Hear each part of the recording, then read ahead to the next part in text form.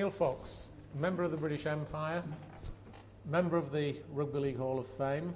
You were born into a family with two older brothers, Peter and Don, who both became very famous in rugby league themselves. Do you remember very much about those early days? I think I first started remembering about rugby was in 1946 when Charleston Rovers, the village team that I used to follow as a 7-8-year-old, my father was captain of the team.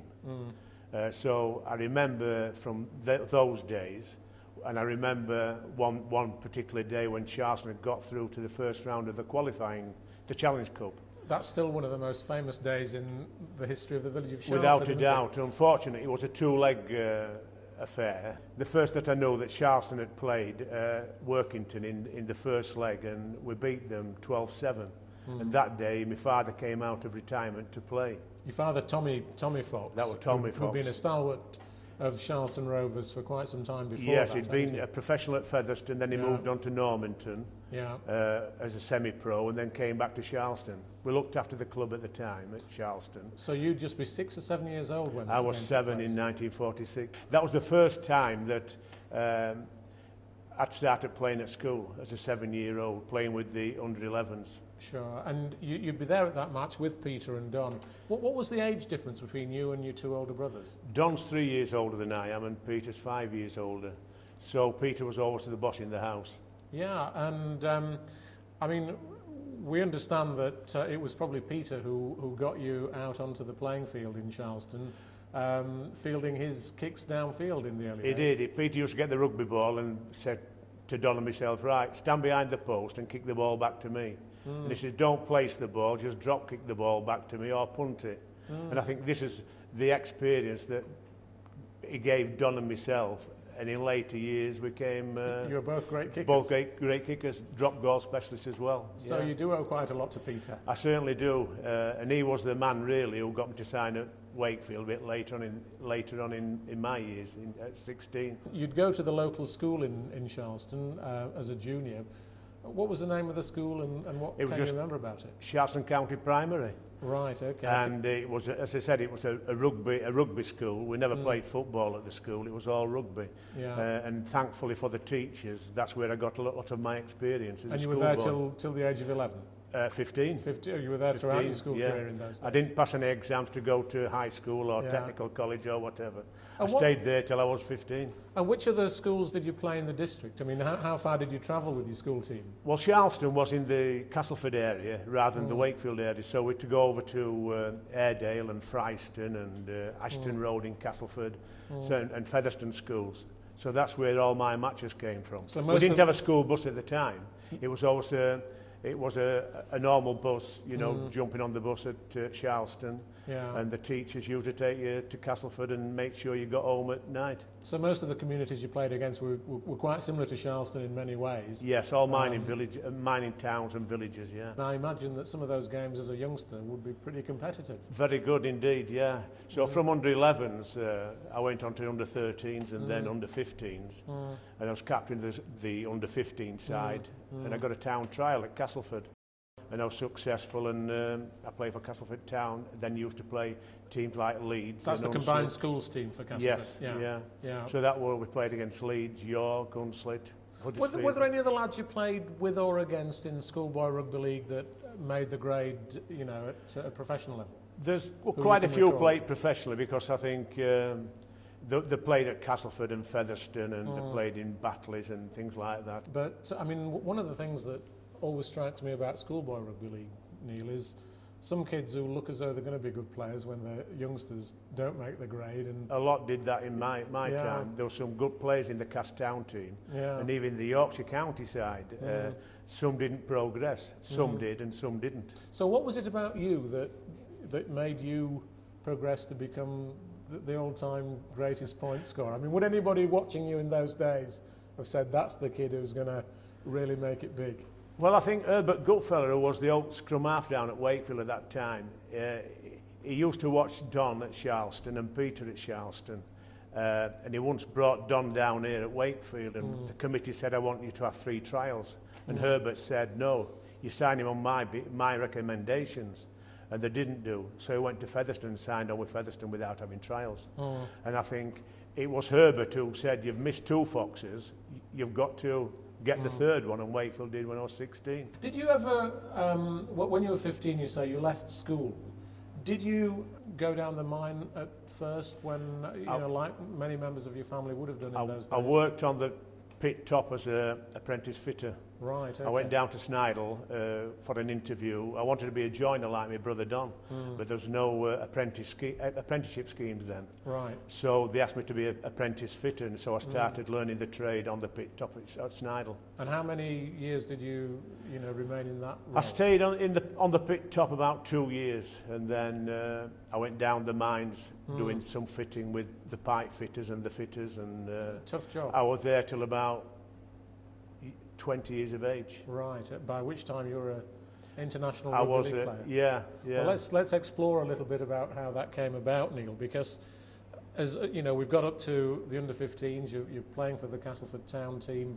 obviously attracting attention from the clubs locally. I imagine Castleford, Featherstone, and Wakefield must all have known about you, but I think they all were sniffing at the time. yeah. But how did a lot of people might have thought that you would have followed your brothers into Featherstone Rovers, but There was hundreds of people. Wakefield nipped in.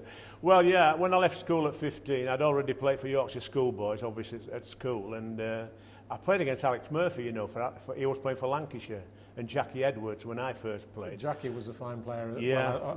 as obviously was So Alex. these were 2 stars at schoolboy level, and I'm not surprised they didn't get signed on, when they did. Anyway, I was playing with Featherstone under-18 side as a 15-year-old, because all my mates at the pit used to go down there and play. So obviously I moved along there with them. And we played in a very successful under-18 side. That particular year we won the Yorkshire Cup, we won the Leeds Cup, we won the Castleford Cup. And out of that team of, say, 15 players, I think there were about 11 signed on. I didn't sign on because I was only 15 at the time. I used to be 16 to sign on professionally. And the other player was Tommy Smales, who eventually went to Wigan as a loose forward. Yeah. So the year after, I'd turned 16, I was captain of the under-18s, and this is when they all came watching me. Right. I was very interested in going to Huddersfield at one stage, but because Well, they was were your interested. heroes, weren't they? They were. Yeah. I used to watch Valentine and Cooper and Devery and Henderson and Hunter, and a great side. I used to love their football. But how could a lad of 16 get to Huddersfield from Charleston? Not very easy. 3 or 4 buses, so that was out of the question. Yeah. And I think the committee at Featherstone thought that I would follow Peter and Don. They thought they got you in the bag. Yes. And then they came one night. I'd been to night school, and I came home that night, and my parents said, don't go straight to bed, because I had to be up early for the work next morning. Wakefield Trinity's been. And I said, Wakefield Trinity, what do I want to see Wakefield Trinity for? Because I didn't like the club really. And then when they came and talked to my parents and Peter and Don and myself, we got a good fee out of them, and we signed on the dotted line. Yeah. Back in those days then, Neil, when you were 15 or 16 as a young player, was it back then all down to natural ability? I mean, nowadays kids get coached and are taught all the rudimentary elements of the game, and they go on coaching camps and so on and so forth. I dare say that didn't happen in those days. But what sort of coaching did you get from school? And School was fantastic, because I got a sports master there, Joby Musgrave, who was all for the lads. He took them everywhere. He learnt as much as he learnt the players as much as he knew. But I was lucky with having Don and Peter, who was always that 3 or 4 years older, as I said. And it was very hard then, because I think if you got ability, it would always come out of you. I didn't get much coaching at Featherstone under 18s. It was just a question of keeping fit and work 1 or 2 moves.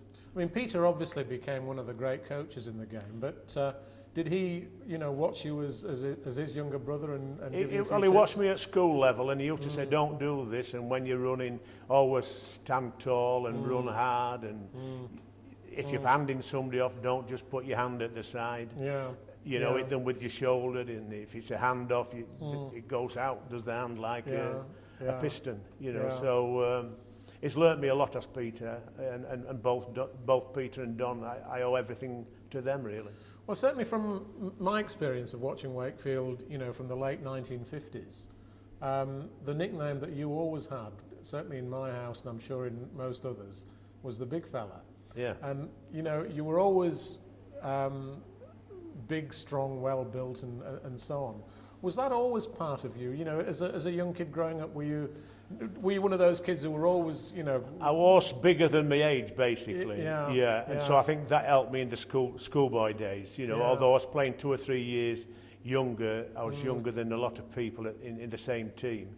The physique was always better than them. So Yeah. that put me in good stead. That's good, isn't it? Because you grew up at a time of rationing after the war, and a lot of people didn't, would tell you now that they probably didn't have enough to eat in those days. But you've got a lot to thank your parents for, I think. We have, the table was always full with food. It's 3 big lads to feed, and they did marvellous, really. They got it from somewhere. We never did without anything.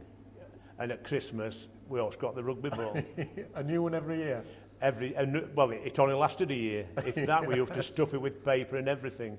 Because Yeah. you'd no repair kits at that particular time. So Yeah. every Christmas, you got a new rugby ball. Yeah. So Wakefield came to sign you. Can you remember much about them arriving at the house, and can you remember signing the form that made you a Wakefield Trinity player? Well, it were negotiations first. What they'd offered us, I think £200 or £300. Not They enough said, to no, start we're not signing for that. They went up to 500. Well, I think it was Peter who said £500. They offered me £500, and then Father said, and we want £100 a year for the next 3 years. Right. Whether he plays in the first team or the second team. So I got a signing on fee of £800, which Right. in the 3 years. So I was well paid. at Which that was a lot of particular money in time. those days. A lot of money, yeah. It would I have don't bought know you a how much house. that would be worth now. It'd have bought you a house then, wouldn't it? Right. The £800. And yeah. is that what you did with it, or did you... I put it away for a rainy day, Yeah. I did. Yeah. I spent a bit, but I was getting paid at rugby anyway, £4 for a win in the second team and £3 losing. Well, let's just explore that, Neil, because one of the fascinating things, to look back to those days is, how much players were paid. I mean, we all know now it's a full-time professional sport, but back then it was a part-time professional sport. But actually, the money that players used to get was quite good, really, compared to what people could earn from, say, working in an ordinary job down the mine or whatever it was. Without a doubt. I mean, I come down here at the A-team, and the first A-team game, I think we beat Hull. And we got £4 for a win, and it was going to be £2 for a loss. So that was great, because as an apprentice fitter at the pit, I'd only give it £3 or £4 then anyway. And then when you progressed to the first team, it was £7 for a win and £4. So the wages at Trinity were better than the pit wages. So I had a little bit of extra money to have a few drinks with. Did you always play centre? Well, I started at 15 with the under-18 team, and I was playing centre and wing. Because I was only a 15-year-old, I was still learning the game. So I played on the wing quite a bit. But when I came and signed for Wakefield, I was playing the under-18 team here. And I went straight into the centre. I would think that if you played on the wing, Neil, it would be a bit depressing for whoever the opposing winger was. Because in those days, people used to think wingers were smaller players. You'd be a bit of a forerunner of the a big lad for the guys. winger. Yes. Yeah. But even though Huddersfield had Lionel Cooper and Bradford had Jack McLean, and they were 16 stoners, so they were used to some big wingers. Yeah. And so you came and played for the second team, but you didn't spend long in the second team before you made your first team debut, did you? No.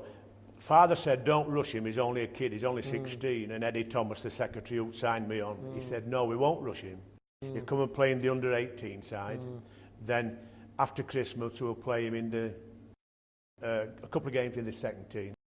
But that particular year, I played for the under-18s, the A team, and the first team. I had 2 matches in the first team. We're talking about 1955, 56. 56, 56. I made my debut at 16 at Keighley. Can you remember much about that game? Not about that game, no, but the one after, the next one was Huddersfield, at Huddersfield. Right. And I was playing against Johnny Hunter and Henderson and Valentine and Mick Sullivan That must have been incredibly awe-inspiring. It was, and I So, was you know. full-back as well at the time. I'd never played full-back in my life. Yeah. And I was a bit nervous, or I said a lot nervous, really.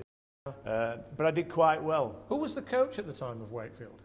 There was Johnny Malpas then. Right, right. And in the second team was looked after by Johnny Jones. So can you remember anything about what was said to you when you were playing at Huddersfield? Not Did really. anybody give no. you any advice? I was probably in the corner shaking. Yes. But as Yeah. I said, at fullback, a new position to me. But I was really picked because Frank Mortimer and Eric Lockwood, the two kickers, were injured, so they played me at fullback to kick goals, and I obliged with 6 kicks. on that day. 6 out of 7, remember although there we lost 19-15. Right. It was still memorable. 6 kicks and the team only scored 1 try. Yeah. Yeah. So And- it was a nice feeling to do well in the team that I followed. And you managed to get away without making any major Yeah, blunders? I didn't let any tackles, Yeah. anybody come through and miss any tackles. I did Yeah. all right for the 16-year-old, yeah. Absolutely. Yeah. It must have been a fantastic experience. Yeah, and then the next year I was in the second team again, and I think I finished off with 10 games that particular year. Yeah. That would be 56, 57. And then from then on it was all first team rugby. It was, yeah. Yeah. And I think that's just about when I started coming down to Bellevue as a very young boy to watch you and the team themselves. So, but you actually made remarkable progress. When you turned 17, well, 17 or 18, Neil, you came up, you attracted people's attention very, very quickly. And part of the reason was, apart from your own ability, at that time, Trinity were just starting to put a team together that was going to be that all-conquering championship and cup-winning team from the early 1960s. Without a doubt, yeah. I think the club had tapped Derek Turner up first. Yeah. He was at Oldham and he'd gone on the 1957 World Cup. I think he got hurt his back, did Derek. And he came back and he was a Wakefield lad and he wanted to play for Wakefield. And I think they must have told him, ask for a transfer or negotiate with the club, see if they were willing to sell him, because he was the turning point when we got Derek. Well, although we signed Don Vines on first, Yeah. on recommendation from Derek, and then John Etty, and then Derek came. Tell us a And little- that made all the difference. I mean, Derek Turner was the captain, and I mean, he was another of my heroes, obviously, as a young child. But he always seemed such a formidably tough, incredibly hard man. Very hard. And, probably the hardest that I've ever played well, I think every against, kid, and I played a lot with him, yeah, thank God. I think every kid in Wakefield wanted to grow up to be as tough as Derek, and nobody ever succeeded. Yeah. I mean, he never took a backward step. what was it about? You know, there are so many stories I've heard about Derek's captains. I mean, he's not a naturally noisy man, is he? But he could sort of get the team focused on the opposition, and I know the opposition sometimes used to be quite frightened of him, really. Yeah, as I said, no backward step with Derek. What you got with Derek, he led from the front, he led as a captain. He didn't ask other people that he wouldn't try. If he went forward, he expected everybody else to go forward. And this is what he got with Jack Wilkinson when he arrived. He came, as I said, Vinesy.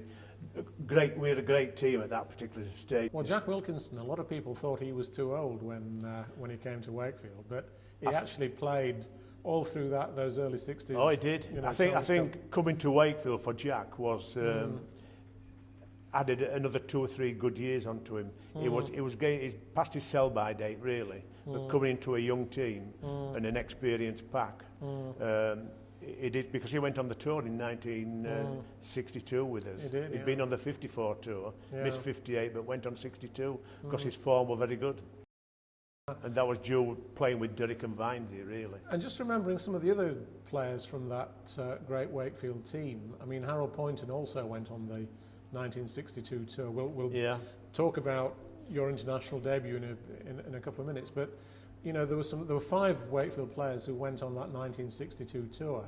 I think 7 Wigan players went on it as well. So Wakefield and Wigan almost had a team between them. I mean, there were some great players down here. Jerry Round went on the tour as well, and you know, as well as you and Derek and Jack. Ken Trail had taken over as coach, hadn't he? And He had in the late he'd 50s. put together, or the club had put together, a team of really quite remarkable talent. Alan Skeen, your centre partner, Yeah, obviously South African lad. very exciting, very fast Yeah. player, much lighter and more slightly built than you were, but you formed a perfect combination. We in did. centres. Probably my strength and ability, and Alan was always there to back up and score many, many tries. And for a small lad, he was a good tackler. Yeah. Always round the legs and bringing people down. Yeah, and and of course he would have as his wing partner Freddie Smith on the right wing. Freddie, They're who'll great. score 30 tries a season. Well, Yeah. a great underrated player in my view. He was. I don't think he played with Great Britain. I think he played for England once. Yeah, and I think and he he might played have played county for Yorkshire, honours. Yeah. But no, he never got international honours. But Yeah. you know, he never let you down in Freddie. Always No. would score tries with you. Sadly died a year or two ago, didn't he? But, Yes, he did. Yeah. You know, such a nice man as well. Yeah, but two half-backs, you've mentioned Adel Point, and Adel wasn't a big lad, but he would get stuck into those forwards and bring them down, leg and arm tackling. Keith Holliday were like another forward. A tough guy. Brilliant scrum half was Keith. Yeah, And he yeah. only played for Great Britain a couple of times, you see, because there's that many scrum halves about that day. But an absolutely tough guy. Your wing partner, you had different wing partners at different times, didn't you, when you were playing at centre for Wakefield? I did. The first one was Eric Cooper. And Eric was a bit of a showman, but always Yeah. scored tries. Yeah. And then we had Stan Smith. And then somebody asked me the other day, he says, why did you get John Etty? I says, well, that was recommendation from Derek Turner. He'd played at Oldham with John. Very experienced winger, scored tries, and he's one of the best defensive wingers at the time. And we bought him. And £500, I recall. £500, and I think after the first season he was thinking of retiring because he'd got offered a good job at John, and we persuaded him to carry on. And luckily for John and for us that he went to Wembley that year and we won the cup, Yeah. because he scored in every round apart from the final. But some of the tries he scored, especially the two at St Helens in the first round, he went to the corner and he beat the cover and dived over twice. And same at Widnes in the next round, and at Whitehaven the round after, Yeah. and the semi-final against Featherstone. Yeah. Brilliant winger was John, and he'd be 30 odd then, but Yeah. we got the best out of him for that year, and he finished up with a winner's medal at Wembley. And he's still a very enthusiastic follower of rugby league. He is, yes, even yeah. now. We still see him at functions as Yeah. John. I think he lives in Blackpool now, if I'm Out not at Fleetwood, correct. I understand. Yeah. So it's great to see, you know, those players keeping in touch. Yes, it is. Quite a few of the old Wakefield side from those days are no longer with us, sadly, aren't they? No, they've died, unfortunately. Yeah. Yeah. But this is life, isn't it? It is. It Yeah. is. Let's just go back a bit, though, to your early representative career, Neil, because you made your Great Britain debut in Grenoble against France I did, in yes. 1959. Yeah. Obviously, that's a game that those of us here would never have seen, but can you remember very much about it? Not a lot. Eric Ashton I'd been chosen as the reserve to travel, and then Eric Ashton had to cry off, so it was panic stations. I didn't have a passport because I'd never been abroad, and an old friend of mine who was Don's halfback partner at Featherstone, Joe Mullaney, took me to Liverpool for the passport in his car, and he didn't want anything for the petrol. Joe was great with me. But I remember it vaguely. It was a very hot day, and I did score 2 tries. But unfortunately, we lost. We lost that game, eh? Yeah, Right. which you used to lose a lot against France, over in France with the referees. But it was a nice experience to have playing with good Yeah. players. How did you travel over there? Did you fly? We flew, I think, from East Midlands Airport. Was I that think one they of the called first? it Castle Donington at that particular Was time. that the first time you ever flew in an aeroplane? Ever flew, and as we got on the plane, the stewardess was, you go that side, you go that side, you go that side. She was weighing the size of the people. And then she would say, right, everybody go to the front. And they said, once the airplane is airborne, you can sit where you want. Really? So that was in Dakota. Was it very And I nerve-wracking? thought, well, very nerve-wracking, I must admit. I couldn't weigh it up. Yeah. But that's how it happened on the first flight I had. So it wasn't a jet. It was. No. No. How long did it take to get there? Can you remember? I can't remember. It must have been two hours or something like that, More down than to that, I would think, Grenoble, yeah. Yeah. But a lovely feeling when you were running out with the Great Britain team. Absolutely, and you landed okay, and you lived to and tell got the back tale. okay. That's marvellous.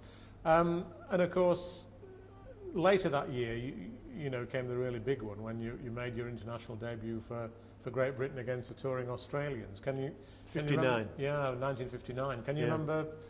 Well, much about Well, I that can, series? yeah.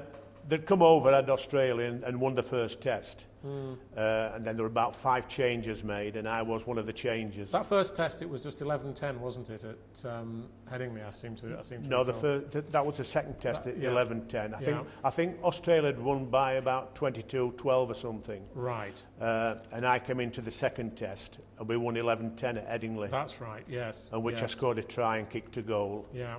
Yeah. It wasn't a good match. It was a bit dour. We were playing it more down the middle because we had a good strong pack, and the Aussies had got some great backs. And then we won 11-10, and the third and decider was at Wigan a couple of weeks later. So again, that I mean, the thing about the game at Headingley, Eric Ashton had captained the side in the first test, which we lost, Yeah. but then was injured and couldn't play, or was he injured? He didn't play in the second test, did he, Eric? When you made your He played debut? in the second test, and in the third test, Alan Davis was chosen as my centre partner. Right. And Alan was studying to be a deputy, I understand, at the pit, and he couldn't get time off, so they brought Eric back Right. for the third test again. Right. So we finished up in the Ashes winning team Yeah. in 59. But the Headingley game, as I say, well, as you say, it was a bit of a struggle. It was. A one-point struggle, not much open football. No. Australia played all the football with Yeah. Gasnier and Wells and Lumsden and Carlson. Brilliant three-quarter line. Absolutely, and you coming in as a young 19-year-old, I assume you were at the time. Yeah. You know, to Mark Gasnier, you know, to actually have to, you know, stop him playing, which would be one of your duties, of course. Yeah. That was a big ask for a young player coming in. It was, although make Reg his was debut. still young like myself. I think he's Yeah. only about a couple of months older than I am, Yeah. but it played well down in the first test. I think Yeah. he scored a couple of tries, maybe Yeah. 3.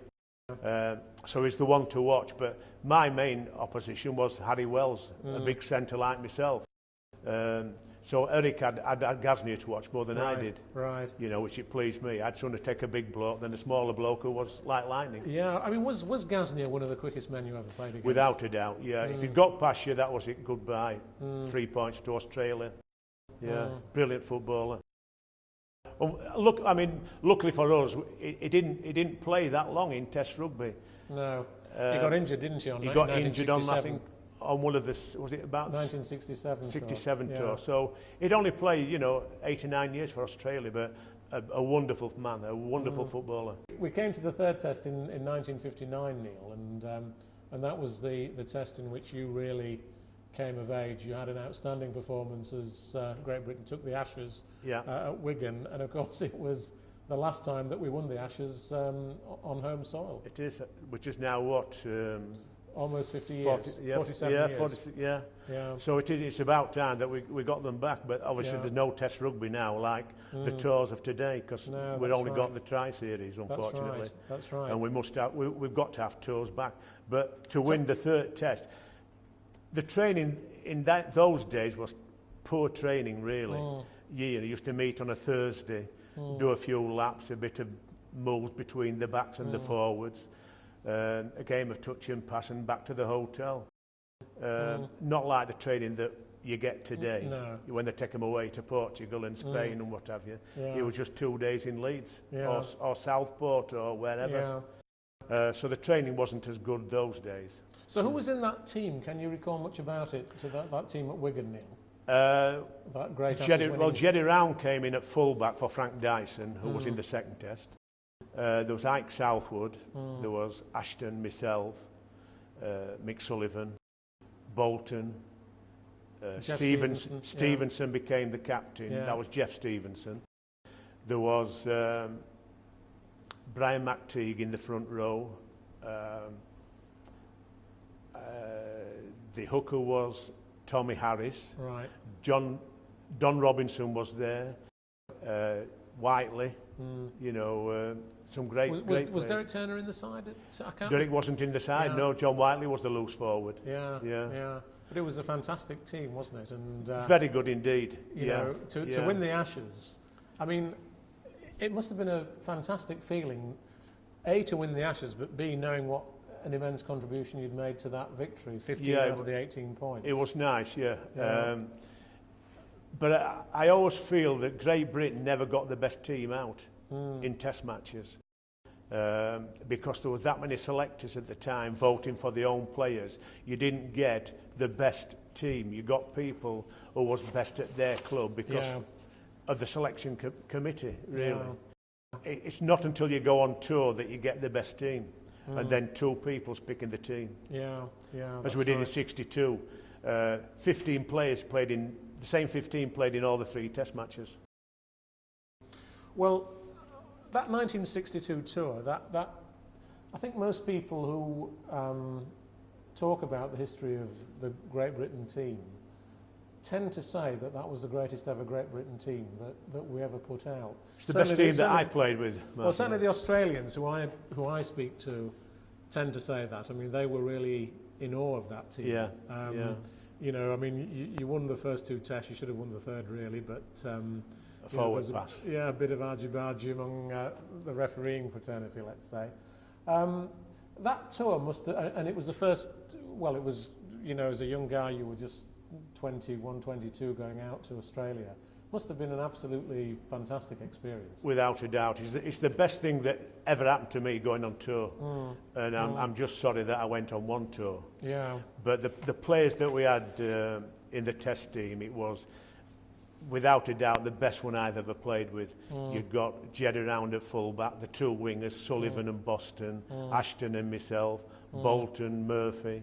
There was McTeague, Herbert in the front row, Bill Sayer, the hooker, and 2 great second row men in Edgar and Huddart, and Rocky at the back, Yeah. Rocky Turner. I mean, Brian McTeague is a player who's always intrigued me, Neil. I mean, he was a fantastic ball handling prop forward, ahead of his time in many ways. And a very quiet man. Yeah, a very tough guy though, wasn't he? Very tough, very tough. You know, never, he'd been- never gave anything away, and Yeah. people, you know, respected him very highly. Yeah, Brian. yeah. Slipping the ball for the runners of Edgar and Huddart. Yeah. Brilliant, yeah, Yeah. without Yes, a doubt. I mean But Dick Huddart was the best runner I've ever seen with the ball. Yeah. Yeah. Well, even now you can look at old video footage of Dick, and he just looks sensational. It know, was great it's, over it's in there. black and white, and Yeah. it's a bit grainy, but Yeah. you know, he just looks a wonderful player. Yeah, along with Brian Edgar, who got a Yeah. sidestep like a ballet dancer. Yeah. Had Brian, 2 big lads in the second row. Neil, on that 1962 tour, the touring party went out in 2 separate parties. The first group went to Western Australia before going on to New South Wales, but Yeah. you went straight to New South Wales, and I think your first game was against Sydney. I was down for the Sydney game on the Saturday, but Yeah, the second party left London at Monday, or we should have done. The plane that was supposed to be catching was broken down in Singapore, so to wait for that plane to come to London to take us back out to Australia. So we didn't set off till Tuesday. Then we got to somewhere in France, and there was a cracked windscreen in the plane, so it was delayed there another 40 hours, something Yeah. like that. Yeah. And we didn't get into Australia till Friday night from the Monday morning. so you were scratched from that Sydney. So we're all yeah. crashed out, and they said, "You're playing tomorrow." I said, "Well, I don't feel up to it," which I didn't, travelling 4 days. So then I played the day after the Sydney match. We won the Sydney match, did the lads, and I played at Bathurst Against the Western next day, Division. Western Yeah. Australia. I mean, that was your first ever game in Australia, right? It was, Does yeah. that stick in the memory? It did, because Brother Don played that match, and it's the only time, that's the first time that we played together. Not only in club sides, but I never played with him against for Yorkshire or Great Britain, Right. and that was the first time in Bathurst. And can you remember much about the ground or the place? It was a close-knit ground, and a lot of spectators coming Yeah. from country. It was a country game, obviously, Yeah. so it was quite emotional, really. I bet it was, and I bet there was a lot of anti-pom sort of chants and so on. Well, yeah, and I think I got a lot of publicity out in Australia, you know, so they were expecting the best out of me, and I didn't perform until the first 2 or 3 games was over, just to get my sea legs back, really. Yeah, people talk nowadays about jet lag, Neil, but I mean, that must have been an incredible factor for you. It was horrendous. You must have wondered what time of day it was. No, and that's why I cried off on the Saturday. Yeah. But Gary Cooper took my place in the centre, the left from Featherstone. So which other games did you play against New South Wales? Played against New South Wales. I mean, that was another, well, not an overwhelming win, but I mean, in front of 60,000 people at Sydney Cricket Ground, that must have made an absolutely massive impression. Oh, yeah, without a doubt. I mean, that's the first time I played at Sydney Cricket Ground. Luckily, I mean, there'd probably be 55,000 spectators wanting the Aussies to win. The other 5,000 were immigrants who had gone out from England. So luckily, the crowd isn't too near. With it being a cricket pitch, you're playing right in the middle of the cricket pitch, so really you didn't get that feeling as though being hemmed in. No. But it was strange playing on the cricket pitch. No, that's right. You know, where we have the stands down the side, and you can tell where you're going to kick the ball and where you're going to position. On the cricket field, you've got your bearings. You've no reference point, have No, you? you haven't. No, so I found that very strange. Yeah, you, I mean, how did you manage to sort it out? Or you didn't put a few balls into touch on the full? Well, odd ones you did, without a doubt, because it was strange. But I mean, that first test you won 31 points to 12, which was a massive statement, really, you know, to the Australians. That must have been a real shock for them. It was, yeah. Can you remember much about the guys who you were playing against? Well, there was Gaznia was playing, obviously. I think Peter Diamond, Kenny Irvine, Ian Walsh. No mean side. Some good side. Barnes, the fullback. Yeah. People like them, all great players. And I think Australia were favourites to win. What was the difference between the sides then, Neil? Can you recall? You know, what led to Great Britain winning so convincingly? I think it was mainly the forwards got on top for the start, and the two half-backs, Murphy and Bolton. Alec was making breaks for Bolton, and Bolton used to be scampering 60, 70 yards. And if it wasn't him, it was Dick Huddart. Yeah. And obviously the two wingers were scoring tries as well. And Alex was just as cocky and as confident as we all know Alex is. Well, we all know Alex, one of the greatest players that I've ever played with. Yeah, it must have been, I mean, he was just the right sort of player to be on. Inspiration all the time was Alec. Yeah, he got himself into trouble with talking, as you said. But that's Alec. But so confident that his confidence must have sort of spread around the team, I would think. Yes.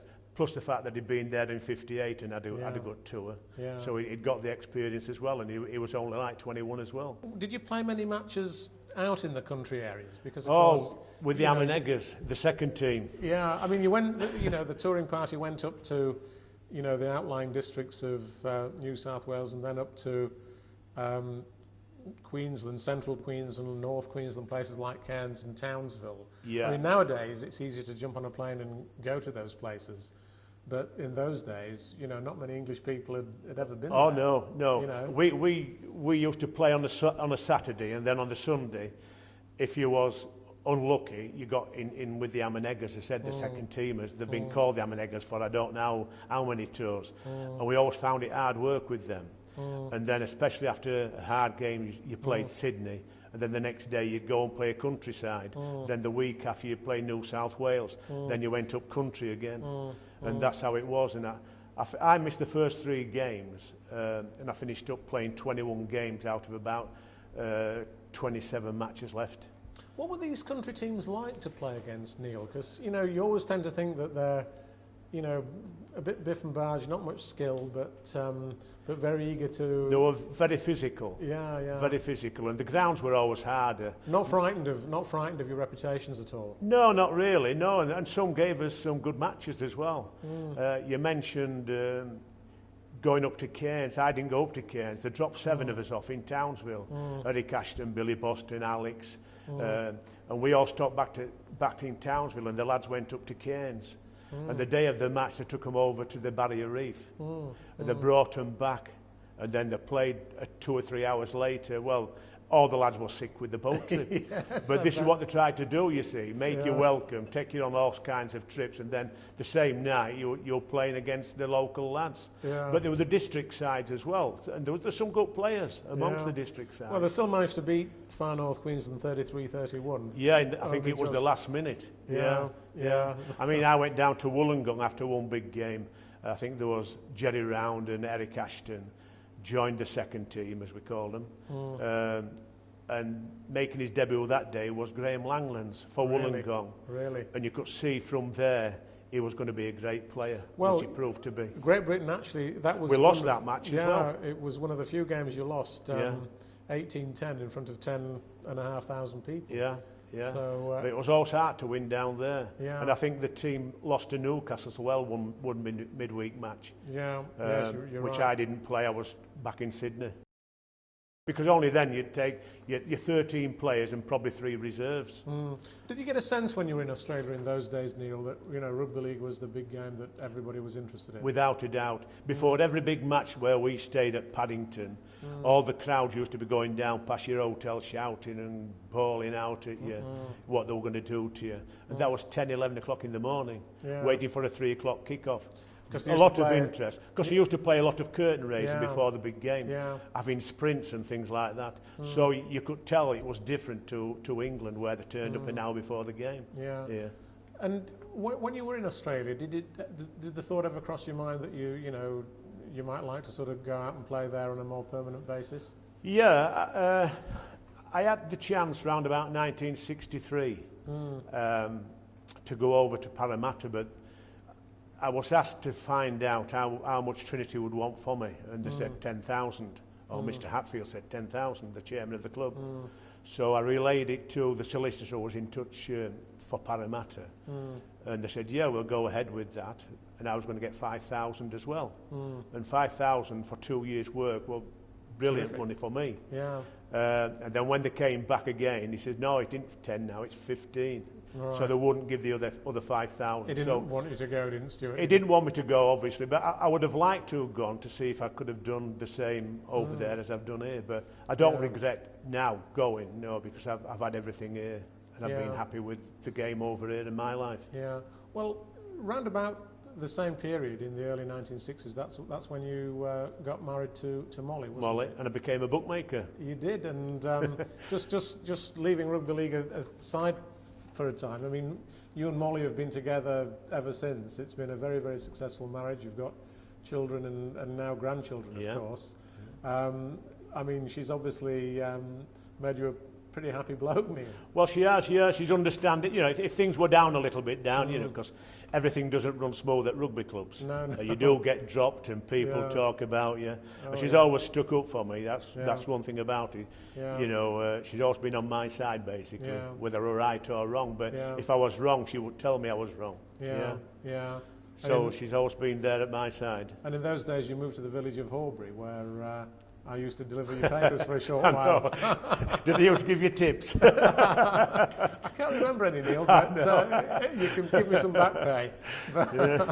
Yeah, I remember that, Martin, yeah. Yes, those were great days for Yeah. me, Neil. Yeah. Obviously you were my hero at the time. So, when I heard you were moving to Horbury, I made sure I got the paper round that served your house.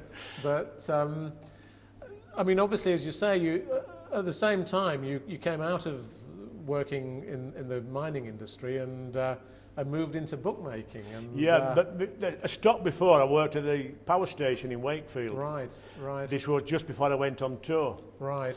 And then when I told the superintendent I'd been chosen for the tour, there was photographers coming down from the magazine for the CEGB and had my photographs splashed all over their magazines. But to enable me to go to Australia, I had to give the job in, Right. job up. And I They said, wouldn't why hold is it for this? you? So they didn't have to pay me. Really? So they took me off the books, and when I came back, they reinstated me to save them, £10 a week or something like that. Really Yeah. fantastic. So it was isn't after that that I got the offer from Parramatta, and then I got a telephone call from an ex-chairman of the club, Trevor Woodward. He was a bookmaker in Ossett, and he Yeah. wanted to expand, and the way to expand was using my name, which I was all for because I was going to be a partner in the firm.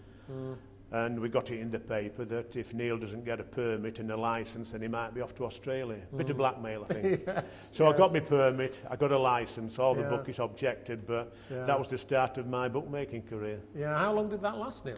About 7 or 8 years with Trevor. I mean, Trevor was a very astute fellow, wasn't he? You know, very good. He never had trouble making money, didn't Trevor? No, he lost a bit at the times, but he always came back and, I didn't know anything about bookmaking at that particular time, so I'll show you all the ropes. So he got the one at Ossett, which we changed its name to Neil Fox, Turf Accountants. We got this one in Wakefield. Then I got another one in Wakefield, and then we moved to Castleford, Dewsbury, Murfield. So I had a nice little setup, six betting offices. So what made you not sort of stay with that for even longer? I mean, presumably you sold out eventually. We sold out to make some money, as you do, and then I went to work for the company who took over for about 12 months. And because we couldn't open another betting shop 5 miles radius of where we'd sold. So we moved out, did Trevor and myself, to South Yorkshire, bought another 3 down there, built them up and sold them again. But I still continued in the bookmaking business with Jim Windsor. And Jim had about 300 betting shops in the Yorkshire area. And of course, Jim Windsor in those days, his company used to produce an annual Rugby League yearbook, didn't it? Yes, I think he was about the first one. He was, yeah. And he used to go to South Africa and fetch South African players back. And I think this is why we got Coitzer and David Barons and Alan Skeen, all recommended by Jim. And he was a lovely man as well. Absolutely. Let's just come back to Rugby League then, Neil, because the early 60s were Trinity's great days, weren't they? Without a doubt. Challenge Cup winners 3 times, very nearly winning all 4 cups in 1962. Let's just go through those glory years, 1959-60. I mean, that was, you talked a little bit earlier about the Challenge Cup run, but it was a great season all round. I think, if I recall, Trinity finished second to St Helens in the league that year. As you say, in the first round of the Cup, actually won at St Helens at Knowsley Road. 15-10. And I always recall, I think it was Jerry Round and Harold Poynton bumped into each other. They did. Knocked each other out, while we had a move downfield and scored the, I can't remember if it was the opening try or not actually, but you know, it was a great, just an incredible victory, wasn't it? It was, because I think it was Jerry had broke his jaw in the accident and Harold was concussed, so really we'd only got 11 players, and playing St Helens in those days, you'd have great thought players. Oh yeah. Alex Murphy and all the... Well, there were Greenall and Vollenhoven, Austin Rhodes, there were Corellius, there were Prescott. So it was a great victory, 15-10, away from home. And that was the start of something big for us. It must have, I mean, you know, to come off the field with that result, with those injuries. With 2 injuries like that. It must have been, you must have almost pinched yourself. Yeah, because there was no substitutes in those days. You played with 11 men and 2 groggy players on the wing. How on earth did you do it? I don't know, I think it was just Derek's leadership and the forwards, basically. And I said 2 great tries from John Etty. I kicked a 3, I think I got 3 goals, you know, so it was a marvellous performance. And then it was, I mean, the thing I remember about that particular cup run that year was that all the games were away. Yeah, you know, you're a witness in the second, which we won 5-2. You did, and I've still got this vague memory of coming out of the ground with my dad. I think there were about 28,000 there, and somebody saying to us, "Well, you got your own referee." One of the witness spots, and I think it was Derek Brown of Dewsbury. I don't know who it was, but when they said the referee, I know I broke through twice early in the first half and gave Keith Holliday a pass, just drawing the fullback, and he blew us up twice. Yes. Had he allowed them, I think the game would have been all over by half time. Rugby league fans are the same the world over, don't they? They always see the forward passes. But the referee couldn't see because he was behind me anyway. No. So I went up to the fullback, passed it. He said it was a forward pass, but how did he know when you stood behind you? Exactly. So that was in the first 20 minutes. Yeah. So had that been allowed, I think the game would have been over. But I suppose when you won at Widnes, you must have then started thinking about, we've got a chance of winning the cup here. Without a doubt, And then at Whitehaven. I think the score was 21-10 in the third round. It was. Again, Whitehaven's record crowd, 18,000. I mean, if you've been to Whitehaven recently, I don't know how many. I haven't been recently, no. Well, I mean, 2,000 now looks full. But, right, yeah. So I don't know where they got the 18,000. It's a great ground, but it is difficult to imagine that many. But that, again, the Whitehaven weren't a bad side in those days, Neil. Solid side. All Cumbrian sides were solid, Workington and Barrow, Whitehaven, always hard to go up there and win. But what kept them in the game was the fullback, is it McEwen? Les McEwen, yeah. McEwen. Great He kicker. kicked 5 goals from the touchline and kept edging Whitehaven in front. And then Derek rolled his sleeves up, pulled up his socks and scored 2 tries after half time. And that was the difference between the two teams, was Derek Turner. Yeah, fantastic. Yeah. And then it was Featherstone in the semi-final, wasn't it? Yeah. In those days, Featherstone used to get to semi-finals nearly every year. Regular. And never managed to make it to Wembley. Yeah, I felt sorry for Don and my friend Joe Mullaney, because they were the half-backs. Yeah. And it was, well, even for the family, you see, because Don was watched by mother sometimes, and then dad, and vice versa with me. Yeah. So she knew that she would have one of the sons playing at Wembley that year, and luckily it was us. Yeah. So it was the Challenge Cup final against Hull. Yeah. And they turned up with a team, with a lot of few regular injuries. players out injured. Yeah, we played them in the semi-final of the championship down here at Bellevue. The week before. Yeah. The week before. 24-4, I think that's And what it was. I think the forwards set about them. Although Hull was a big pack, a good pack, with the Drakes and Whiteleys and Scotty and Harris, a very good pack indeed. And I think we got amongst them here and beat them quite easily, because they got 1 or 2 injuries for the final the week after, and we didn't have one. Well, I know there was one Hull player who actually made his debut for the club at Wembley. They were struggling for players so much. I think it was a lad called Smith in the second I think row. it was. But there's a lad called Halafifi, a Tongan. Nick Halafi's father. So they had 1 or 2 changes at Hull. There was going down that first Wembley were fantastic. I mean, we were treated like gods up here at that particular time by the supporters, and was winning everything.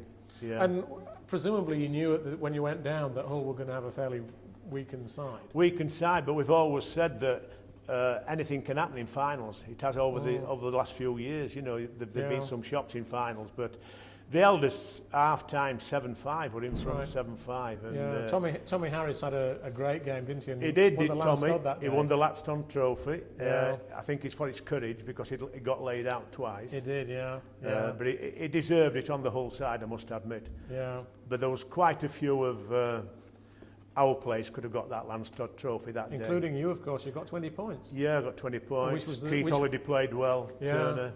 Well, 20 points, I think 20 points is still the record number of points scored at Wembley. Didn't Yeston Harris equal it in 1999? But he got a 4-point try, I think, didn't he? Yes. Where my tries were 3 That's points, right. so I would have, today's day, you'd have got more. 22 points. But records are there to be broken, and credit to him. Well, you say that, Neil, but 6,220 points. Do you really think that will ever be broken?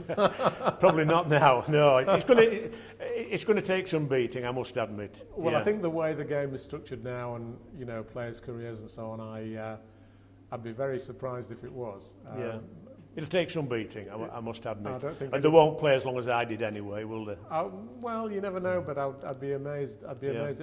I mean, the difference now between the game and what it was like in your day, the really positive thing, apart from it being a full-time game, which you may or may not think is a good thing, but the good thing is that injuries, you can deal with them now much more than in your used day. to do. We talked about Reg Gasnier retiring at the age of, I think it was 27. Yeah. Well, in the current day, they'd have probably been able to sort his injury out. Do something about it. Yeah. So quite a few. We mentioned Jackie Edwards earlier on, another player whose career came to a very with sad injury, end. bad with back, injury. I think. Something like that. And so the game has changed. It has changed.